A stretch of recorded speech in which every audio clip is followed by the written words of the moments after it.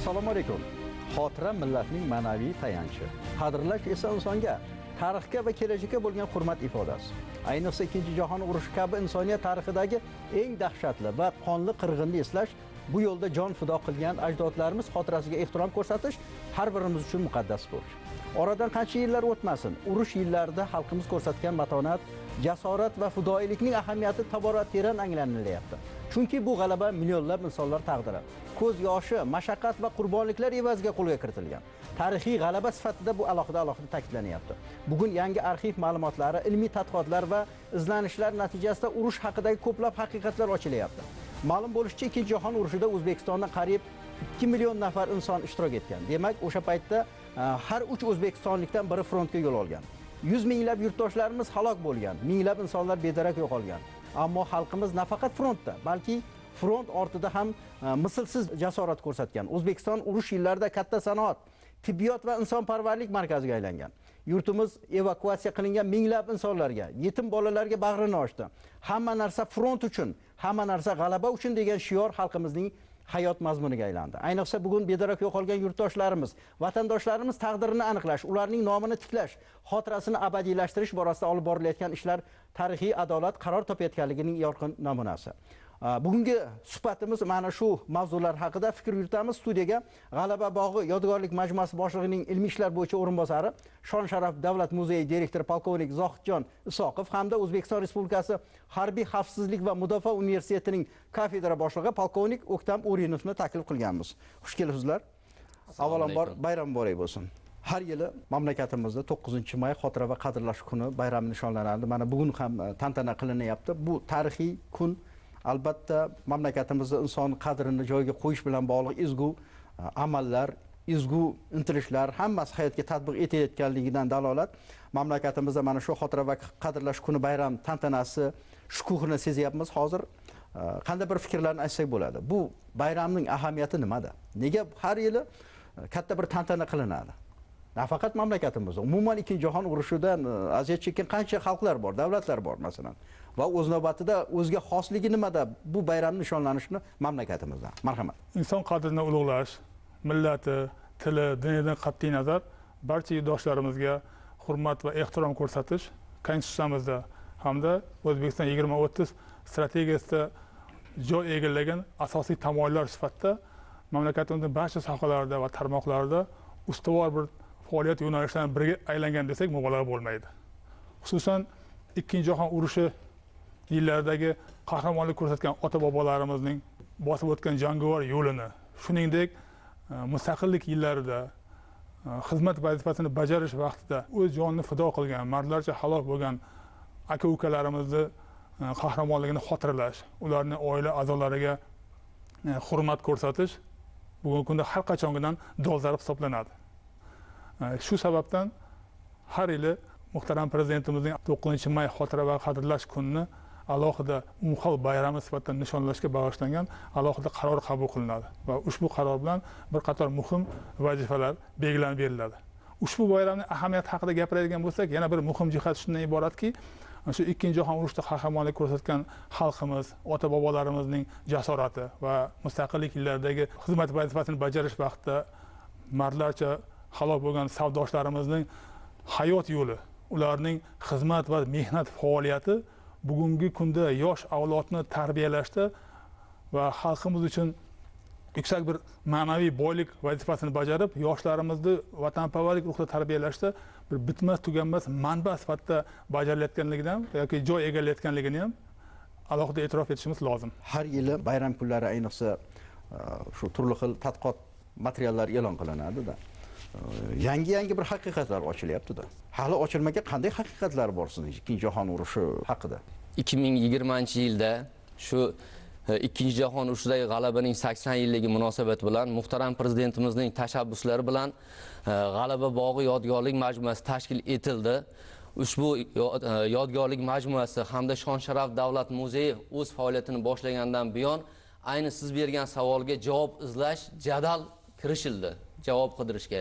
Ya'ni kim shu sobiq ittifoq respublikalari bilan respublikalardagi shu fondlar, arxiv tashkilotlari, muzeylar, shu qidiruv guruhlari, otryadlari bilan keng ko'lamli ishlar yo'lga qo'yildi. O'zimizdagi ilmiy tadqiqot markazlari bilan ko'plab ishlar yo'lga qo'yildi. Ya'ni mana shu o'tgan qisqa davr ichida aytadigan bo'lsak, mana yuqorida ham bir raqamlarni keltirdingiz. 1.950.700 nafardan ortiq hamyurtimiz o'sha urushga safarbar etilgan. Bu ma'lumotlar aniqlandi. Mana shu ma'lumotlarni, ya'ni ro'yxatlari ketgan o'sha jangchilarimizni, ota-bobolarimizning nomma-nom ro'yxatlari, elektron bazalari yaratildi. Har bitta o'sha ajdodimizga, ota-bobolarimizga tegishli bo'lgan harbiy qismlar, ularning jangovar yo'llari, ularni o'sha taqdirlangan mukofot varaqalari, barcha yangi nomlar aniqlandi. Shu o'rinda aytadigan bo'lsak, bugungi kunga qadar mana o'tgan 6 yil ichida 60 dan ortiq kitob va kitob albomlar yaratildi. 30 ga yaqin mana shu davlat va nodavlat telekanallar bilan, xalqaro fondlar bilan birgalikda hujjatli va badiiy filmlar yaratildi. Tadqiq etilmagan qirralari ko'p ekanda bu mavzuni, bu masala. Arxivlarda yotibdi-da hali. Qancha narsa o'rganilishi kerak. Yana o'rganishlar, frontdagi jangovar maydonlarda qilgan jasorati hamda front ortidagi matonati bo'yicha juda ko'plab ishlar amalga oshirilmoqda. Mana birgina o'tgan yilda oladigan bo'lsak, shu front ortida harakatdagi armiyani ta'minlab turish uchun front ortida biz bobolarimiz ko'rsatgan matonatiga bag'ishlab bir 5 ta shahrimizga, mana Farg'ona, Namangan, Andijon shaharlariga, Toshkent shahri va Samarqand shahriga mehnat shuhrati shahri maqomi berildi. O'sha Mustaqil Davlatlar Hamdo'stligi davlat rahbarlari kengashining qarori bilan shunday maqom berildi. Bu ham bir katta shu ilmiy izlanishlarning natija sifatida keltirish mumkin. O'ktam aka, nega tarixiy xotirani asrash bugun har qachongidan ham muhim sizingcha? Tarixdan sarhisob qilib biz ertangi kunimizni quramiz. Shuning uchun tarix bizga har doim asl voqealarni, asl hodisalarni namoyon qiladi. Shunday ekan, biz bugungi tarixiy voqealardan xulosa qilib bugungi yoshlarimizni tarbiyalashga alohida e'tibor qaratishimiz kerak. Bugungi geosiyosiy jarayonlarni hammamiz kuzatib boryapmiz. Dunyoning turli xil mintaqalarida bo'layotgan urushlar, qurolli to'qnashuvlar shuni ko'rsatyaptiki, insoniyat urushning qanchalik mudhish voqea ekanligini ba'zida unutib qolayotganligini guvohi bo'lamiz. Va mana shunday bir vaziyatda biz Ikkinchi jahon urushidagi bo'lgan mudhish voqealarni yana bir bor eslab, yoshlarimizga ayniqsa targ'ib qilib, tushuntirib, bugungi kunda tinchlik, osoyishtalik qanday yuksak ne'mat ekanligini tushuntirishimiz lozim. Mana shu ishlarda aynan tarix bo'lib o'tgan voqealar alohida o'rin egallaydi deb o'ylayman. 2026-yil 16-aprel kuni O'zbekiston Respublikasi Prezidentining 9-may xotira va qadrlash kuniga tayyorgarlik ko'rish va uni o'tkazish chora-tadbirlari to'g'risidagi qarori qabul qilindi. Bu hujjatda mana shu 9-may xotira va qadrlash kunini yuksak saviyada o'tkazish bilan bog'liq tashkiliy jarayonlar barchasi aks ettirilgan. Keling, mana shu hujjatni mohiyatidan kelib chiqsak, mana bugun bayram kuni suhbat qilyapmiz. Qay darajada o'ziga xos bir shukuh bilan o'tyapti bayram? 30 ta tadbirdan iborat chora-tadbirlar dasturi imzolandi. Bu chora-tadbirlar shu tashkiliy amaliy tadbirlar, madaniy ma'rifiy tadbirlar, harbiy vatanparvarlik yo'nalishidagi tadbirlar hamda shu urush qatnashchilari, front orti mehnat faxriylari, mustaqillik yillarida xizmat burchini bajarish chog'ida halok bo'lgan harbiy xizmatchilarimiz hamda bugungi shu O'zbekistonimizni yangi taraqqiyoti bosqichida jonkuyarlik qilayotgan, fidokorona mehnat qilayotgan jonkuyar shu ustozlarimiz, murabbiylarimiz, keksalarimizni ham qo'llab-quvvatlash, ularga ham ijtimoiy huquqiy ko'mak ko'rsatishga bag'ishlangan kompleks tadbirlar tasdiqlandi.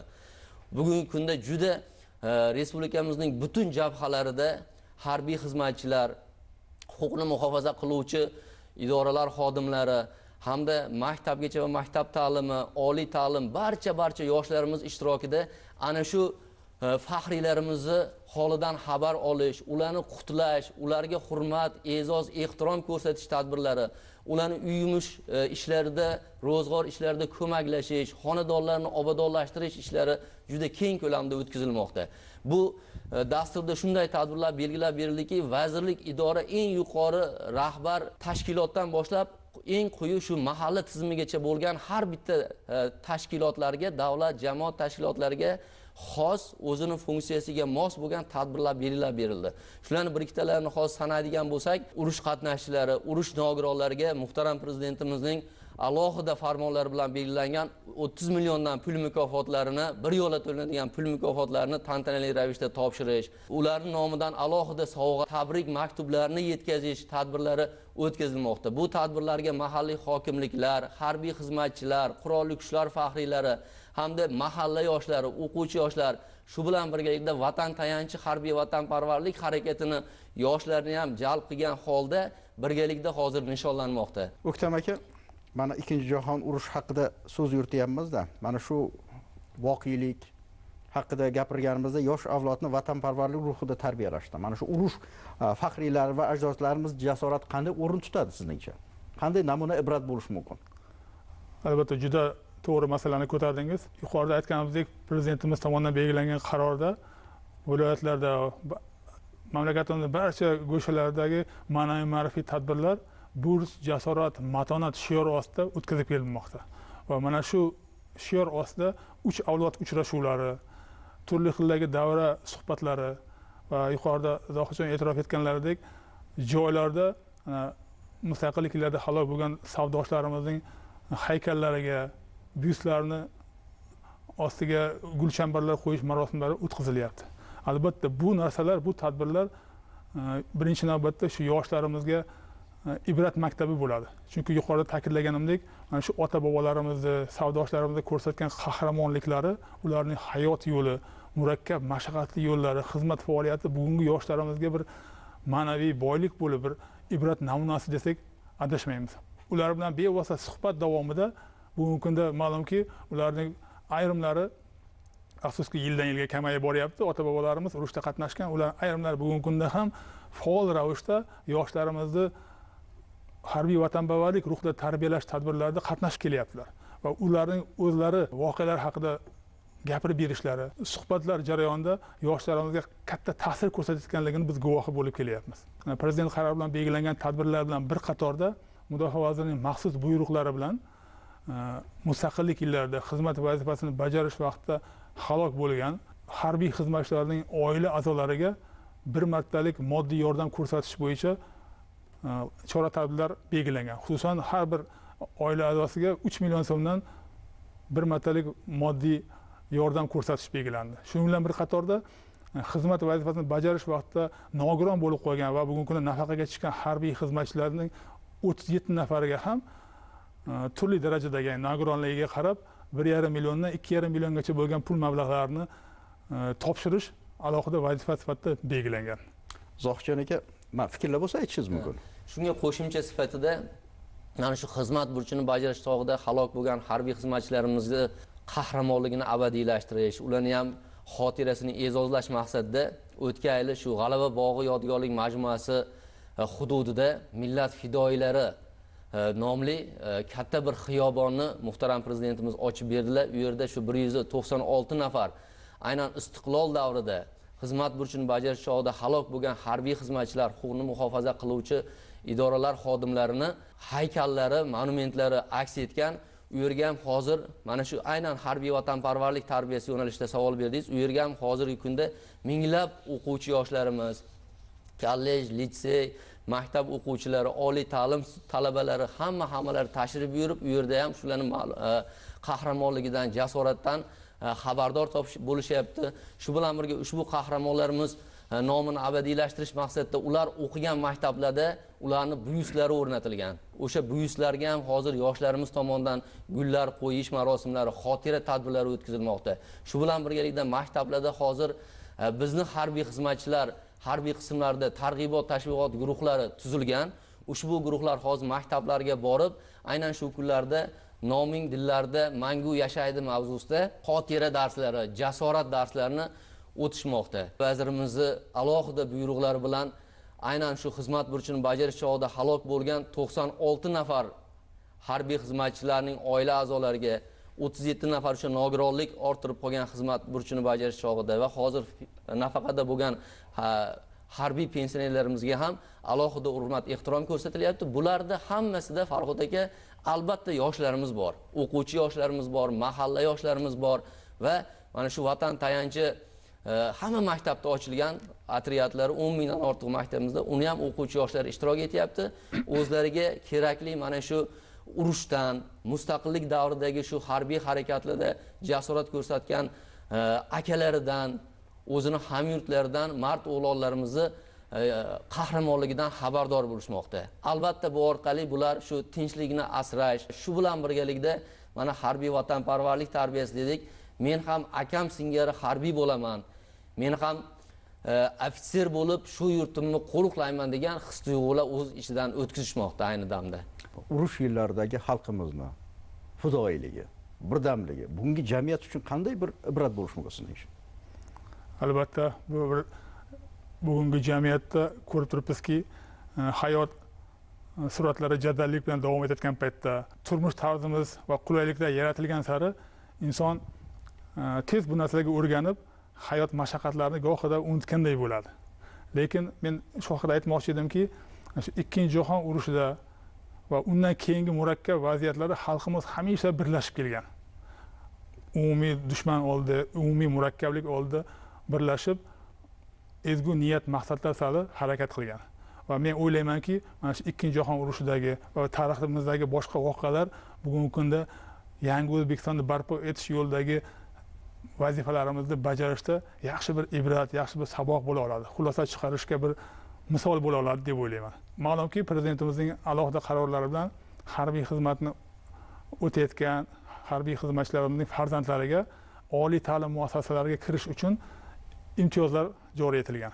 Bugungi kunda mana yuqorida e'tirof etganimdek, harbiy xizmatni o'tash vaqtida halok bo'lgan harbiy xizmatchilarning farzandlari ham otasi masalan halok bo'lganda u 5 yashar bola bo'lgan bo'lishi mumkin, 10 yashar bog'cha bolasi bo'lgan bo'lishi mumkin. Lekin bugungi kunda 18 yoshga, ya'ni oliy ta'lim tizimiga kirish yoshiga yetgan davra kelganda ham ularni biz yod olyapmiz. Ularga biz e'tibor ko'rsatyapmiz va shu yilning hisobiga mana shunday halok bo'lgan harbiy xizmatchilar farzandlarining 45 nafariga oliy ta'lim muassasasiga o'qishga kirish uchun imtiyozlar berildi. Yani umumiy hisobda Mudofaa vazirligi qo'shinlari misolida 1333 nafar harbiy xizmatchiga berilgan bo'lsa va bevosita yuqorida aytganimdek halok bo'lgan harbiy xizmatchilarning farzandlari 45 nafarni tashkil qiladi. Ya'ni bu nimadan dalolat? Bu tadbirlar bu biron bir bayram yoki xotira va qadrlash kuni arafasidagi bir mavsumiy yoki bir martalik tadbir emas ekanligi. Bu ishlar muntazam ravishda davlatimizda bir tizimli tarzda yo'lga qo'yilganligini yaqqol namunasi desam adashmayman. Zohjon aka, mana yuqorida ham qisman to'xtalib o'tdik. Ikkinchi jahon urushida xalqimizning ishtiroki masalasi. Vatanparvar fashizm ustidan qozonilgan g'alabada juda katta xizmati bordi. Lekin bu narsani har doim to'g'ri talqin qilinmaydi. Bu o'z navbatida tadqiq etishni, o'sha voqeani, tarixiy voqeani tadqiq etishni taqozo etayotganligi ba'zi mutaxassislar alohida qayta ta'kidlaydi. Birgina o'sha har 3 o'zbekistonlikdan biri frontga ketganligi, masalanda raqam. Xalqimiz boshidan kechirgan fojiani juda bir mushkul ekanligini ifodalaydi-da. O'z navbatida mana shu front ortidagi xizmatlar masalasi. Yoki mana shu millionlab insonlarga o'sha makon bo'lganligi mamlakatimiz masalanda. Shunga o'xshash tarixiy voqealar juda umumiy qilib aytamiz-da, lekin buni tadqiq etish masalasi, raqamlar masalasida ba'zi bir xolislik yo'qolayotganligi, xolis ma'lumot emasligini ham ba'zi mutaxassislar o'zini xulosalarida aytadi-da. Bu tarixiy haqiqat qaror topyapti. Yondosh shu qanday bo'lyapti bu masalada? Shon Sharaf davlat muzeyimiz, G'alaba bog'i yodgorlik majmuamiz mana shu kunlarda mana 6 yoshga to'ldi. 6 yosh 6 yil davrida prezident administratsiyasi, Fanlar akademiyasi, tarix institutlari, ilmiy tadqiqot markazlari bilan juda keng ko'lamli ishlar amalga oshirildi. Katta ishchi guruhlar ishladi va biz bu raqamlarni haqiqat ekanligini butun ommaga, butun dunyo ahliga ancha-muncha biz e'lon qilib, isbotlab, tasdiqlab, ilmiy tomondan tasdiqlab berdik. Haqiqatda o'sha davrda O'zbekiston aholisi 6,5 milliondan ozgina ko'proq bo'lgan bo'lsa, ana shuni 2 millionga yaqini, 1,950,700 nafar bizning hamyurtimiz o'sha jang maydonlariga otlangani, safarbar etilgani aniqlandi. Bularni Farhod aka hech qanday bu raqamlarga ikkilanishga o'rin qolmadi. Bularning nomma-nom ro'yxati elektron bazasi shakllantirilib, barcha elektron bazalarga, katta ekranlarga, kioskalarga hammasiga qo'yildi. G'alaba bog'i.uz saytimizga qo'yildi. Har qanday yurtdoshimizni ustiga o'sha bosilsa, hududlar bo'yicha qatnashgan bizning yurtdoshimiz nomi bilan u haqidagi barcha ma'lumotlar aks etgan, buni ko'rish mumkin. Bundan tashqari yana ta'kidladik, bugungi kunga qadar 60 dan ziyod kitob va kitob albomlar chop etildi. Mana yana bitta yangilik, o'tgan yili O'zbekiston xalqining fashizm ustidan qozonilgan g'alabaga qo'shgan hissasi nomli 2 jildlik yubiley kitob albomi nashr etildi. Ana shu yubiley albomini mana shu 24-aprel kuni italyan tiliga tarjima qilingan nusxasi nashri taqdimot qilindi. Italiyadan mehmonlarimiz keldi, nashriyot muassasalarini direktorlari, rahbarlari, o'zimizdagi shu Italiyaning O'zbekistondagi elchixonasi, elchilarimiz, elchixona vakillari katta bir konferensiya o'tkazdik. Shu konferensiya doirasida o'sha kitobni ham biz taqdimotini o'tkazdik. Ya'ni boshqa tillarga ham tarjima qilinyapti. Ana shu siz aytgan raqam va faktlar, hamma ma'lumotlar turli tillarga tarjima qilinib e'lon qilinyapti. Filmlar ishlanyapti, 30 dan ortiq filmlar ishlanyapti. Yana bitta shu ilmiy tadqiqot masalasida to'xtaladigan bo'lsak, bugungi kunda respublikamiz oliy ta'lim, oliy harbiy ta'lim muassasalari va o'zimizning G'alaba bog'i va Shon Sharaf muzeyi xodimlari tomonidan 140 dan ortiq ilmiy ishlar olib borilmoqda. Uni mana shu o'tgan davrdagisini tahlil qilsak, 35 nafardan ortiq tadqiqotchilar o'zi ishlarini himoya qilishdi. Ya'ni bu hammasi ilmiy asoslanyapti, ilmiy tasdiqlanyapti. Ikkinchi jahon urushi haqidagi soxta talqinlar, tarixni buzib ko'rsatish holatlariga qarshi ilmiy faktlar orqali javob bo'lyapti-da. Xuddi shunday. Haqiqat qaror topyapti, tarixiy haqiqat. Studiyamizning katta monitorlarida shu Ikkinchi jahon urushiga oid video lavhalar, foto lavhalar namoyish etilyapti va shularni ko'rib bir narsa hayolimga keldi. Katta davlatlar Berlinda kim zabt etgan yoki kim ko'proq hissa qo'shgan degan bahs munozaralar yurityapti, raqamlarni o'zgartirishga harakat qilyapti. Shunday bir vaziyatda bitta narsani hech kim shubhaga olmaydigan masala bu O'zbekiston xalqini insonparvarligini. O'zbekiston xalqini Ikkinchi jahon urushida front ortida ko'rsatgan jasorati bu hech qanday muhokamaga asos yo'q deb o'ylayman. Va mana shu front ortidagi bo'lgan voqealar Shon Sharaf muzeyida, G'alaba bog'i yodgorlik majmuasida juda maromaga yetkazib, zamonaviy texnologiyalarni qo'llagan holda xalqimizga havola etilganligini e'tirof etmoqchiman. Va o'sha yerda yaratilgan Zulfiya Zokirova siymosi, shu onaning siymosida bu hech qanday bir badiiy obraz emasligini, bu real voqelik, shu Zangiota tumanida yashab, shu 5 nafar farzanddan judo bo'lgan bir onaning siymosi ifodalangan. Buni hech kim muhokama qila olmaydi. Buni hech kim shubhaga ham olmaydi. Va yana bir muhim jihati mana shu monumentni muhtaram prezidentimiz har yili shu monumentga borib gulchambar qo'yadilar, katta bir hurmat ko'rsatadilar. Bu bejiga emas. Va mana G'alaba bog'ini ko'p esladik. Mana shu bog' bugungi kunda Toshkent aholisi uchun va umuman mamlakatimizning barcha fuqarolari uchun chiroyli bir go'shaga aylandi, bir maskanga aylandi desam mubolag'a bo'lmaydi. Va bugungi kunda mana shu monumentning o'zi yoshlarimizni tarbiyalashda ham, ayniqsa yosh oilalar barpo qilinayotgan paytda, yosh kelinchaklarimiz uchun mana shu yerda bir ziyoratgohga aylandi desam ham adashmayman. Ular mana shu onaning siymosini ko'rib, fidoyilik, vafodorlik, o'sha turmush o'rtog'iga bo'lgan sadoqat kabi tuyg'ularni siymosini ko'rishi mumkin va bu katta bir tarbiyaviy ahamiyatga ega desam adashmayman. Xalqimizning matonati.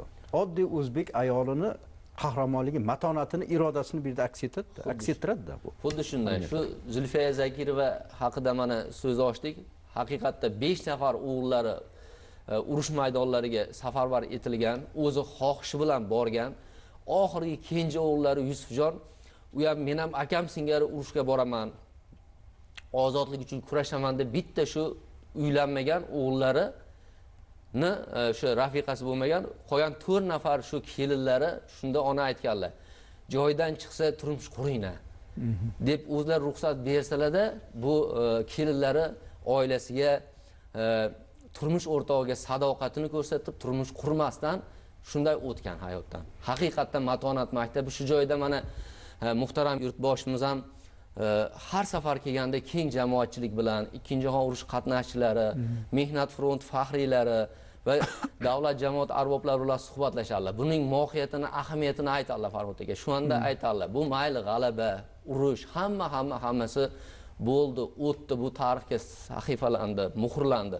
Lekin bularni siz aytganda shu matonati, jasorati bugungi yosh avlodimizga saboq. Yosh avlodimizni vatanparvarlik ruhida tarbiyalashda, tinchlikni qadrlash, ana shu ajdodlari kabi jasorat ko'rsatish, matonat ko'rsatish, mana shu yangi O'zbekistonimizni barpo qilish, yanada taraqqiyotini ta'minlashda hissa qo'shadigan yosh avlodni tarbiyalashda buni o'rni eng katta. Mana shu joyi bizga muhim deya ko'p bor ta'kidlaydi. Asosan mana shu tomonda urg'u qaratib, shunday tarixiy faktlarni shu vatanparvarlik tarbiyasi bilan uyg'un holda yetkazib, targ'ib etib boramiz. Ikkinchi jahon urushida fashizm ustidan qozonilgan g'alaba har yili 9-may kuni katta tantana qilinadi. O'z navbatida mana shu ikkinchi jahon urushi xotiralari ko'z oldimizga keladida. Umuman kelajak avlod mana shu xotirani qanday ruhda qabul qilish kerak umuman? Qanday bir takliflar, tavsiyalar, umuman bu masaladagi mas'uliyat, jamiyat oldidagi yoshlarning zimmasiga qanday bir mas'uliyat yuklaydi? Mana shunday bir kezda qanday bir fikrlar o'tyapti ko'ngilda? Bu bayramlarda, ayniqsa mana shu kunlarda nishonlayotgan xotira va qadrlash kunini nishonlash umumxalq bayrami sifatida alohida o'rin egallaydi xalqimizning hayotida. Chunki bejiz emas. Yuqorida tilga oldik, ta'kidlab o'tdik. Uning o'sha davrda shu yo'lda o'zini qurbon qilgan, qahramonlik ko'rsatgan ota-bobolarning qahramonligi, misollari, hayot yo'llari bugungi kundagi yoshlarni vatanparvar ruhda tarbiyalashda, xalqimizni jipslashtirishda, xalqimizni yangi O'zbekiston qurish borasida oldimizda turgan vazifalarni mashaqqatli bo'lsa ham ularni amalga oshirishda bir namuna bo'lib, kuch-g'ayrat beradigan bir manba sifatida joy egallaydi deb o'ylayman va bu kabi bayramlarda nishonlash tizimli ravishda bardavom bo'lishini tarafdoriman. Chunki Xudoga shukr, mana tinchlik davrida yashayapmiz. Ayrim holatlarda tinchlik bu oddiy narsadek bo'lish kerak bo'lgan narsadek qabul qilinadi. Unga o'rganuvchanlik holati yuzaga keladi xalqimizning ayrim toifalari tomonidan. Lekin mana dunyoning turli mintaqalarida bo'layotgan urushlarni misolida biz tinchlik, osoyishtalik oddiygina narsa emas. Buning uchun kurashish kerak. Tinchlik va osoyishtalik uchun har kuni mehnat qilish kerak degan g'oyalarni xalqimizga yetkazib turishimiz kerak va buni targ'ib qilishimiz kerak va shunga qaratilgan turli ma'naviy ma'rifiy tadbirlarni olib borishimiz uchun bugungi murakkab harbiy siyosiy vaziyatni bashorat qilish murakkab bo'lgan vaziyatda davom ettirish lozim deb o'ylayman. Juda keng ko'lamli tadbirlar o'tyapti. Farhod aka shu joyda aytish kerak, ya'ni avvallari misol uchun bu tadbirni shu ikkinchi jahon urushi qatnashchilariga sovg'a salom berib, bir martalik pullarni berib, boshqa qilib o'tkazilgan bo'lsa-da, bugungi kunda buni ko'lami kengaydi, auditoriyasi kengaydi, xotirlanadigan, qadrlanadigan yurtdoshlarimiz soni ortdi, miqdori ortdi.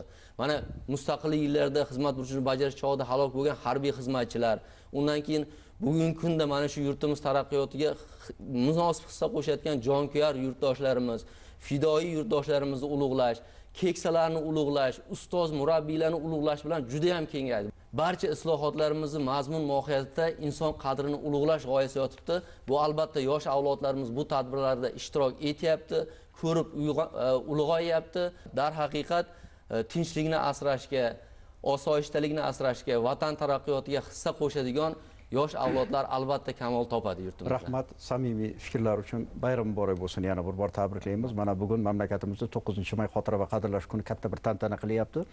Bayram shukuhini sezyapmiz. Barcha joylarda tadbirlar bo'lib o'tyapti. Biz ushbu bayram haqidagi tahliliy muloqotlarni, ma'lumotlarni telekanalimizda muntazam ravishda berib boramiz. Sizlarning ishtiroklaringiz uchun tashakkur.